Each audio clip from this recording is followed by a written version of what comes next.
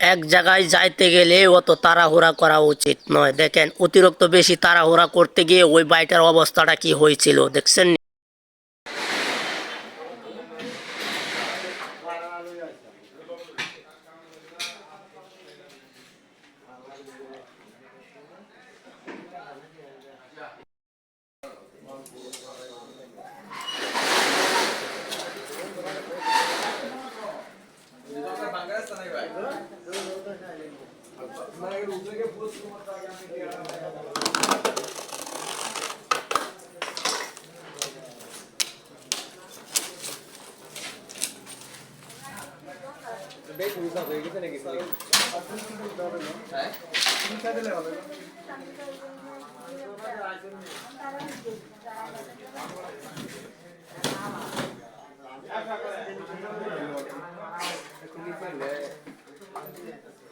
হয়তো অনেকে জানি না কিভাবে মেশিং এর লুজ পাইপ তৈরি করা হয়।